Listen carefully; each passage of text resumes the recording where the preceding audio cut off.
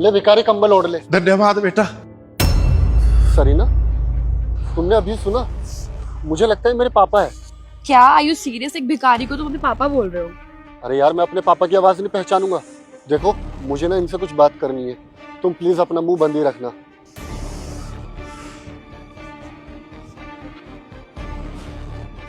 आओ मेरे साथ। चाचा सुनो, आप इतनी कड़कती ठंड में यहाँ पर क्यों लेटे हुए हो? आपके घर परिवार में कोई नहीं है क्या?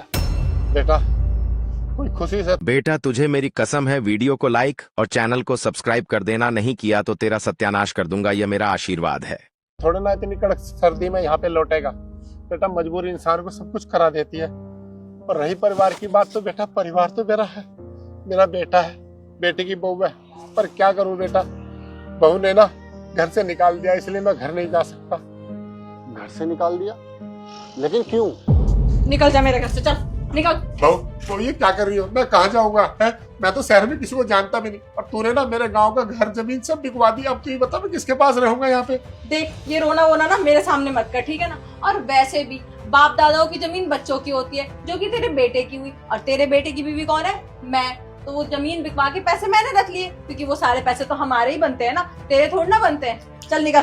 पर तू तो कह रही थी कि बेटा मैं पापा आप हमारे साथ रहोगे। अब मैं किसके पास जाके रहूँ? हाँ, मैं तुझे अपने घर में रखने लाई थी, बट इसलिए लाई थी कि घर का सारा काम करे। अब तुझे एक काम बोलती हूँ तो 36 घंटे लगाता है, तू काम बिगाड़ता और है। तेरे से एक काम तो होता नहीं है, इसलिए मेरे घर में अब तेरी कोई जगह नहीं है। निकल जा चुपचाप। चल, मुझे नहीं पता तू कहाँ जाएगा। बहू कहाँ जाऊंगा मैं?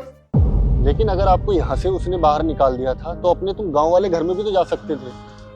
बेटा गांव का घर होता जब जाता ना, वो क्या है ना, मेरे बेटे की बहू ने ना गांव की सारी जमीन, मेरा घर, वो सब बिकवा दिया।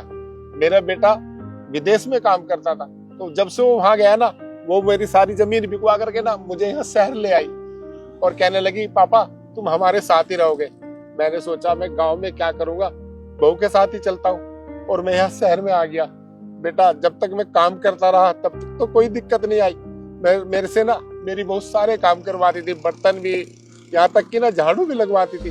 मैंने सोचा कोई बात नहीं, चलो घर का काम है, बूढ़ा आदमी हो, कहाँ जाऊंगा, तो मैं ना वहीं पे गुजर करता रहा। लेकिन परसों से मैं बीमार हुआ बेटा, तो उसने ना मुझे ना ये कह के निकाल दिया कि चल तू अब किसी काम का नहीं रहा, यहाँ से ना बीमार पड़ा रहता है, फालतू का खर्चा बढ़ा रहता है। तो बस बेटा मुझे घर से धक्के मार के निकाल दिया। अब तू ही बता बेटा मैं घर कैसे, किस मुंह से जाऊं?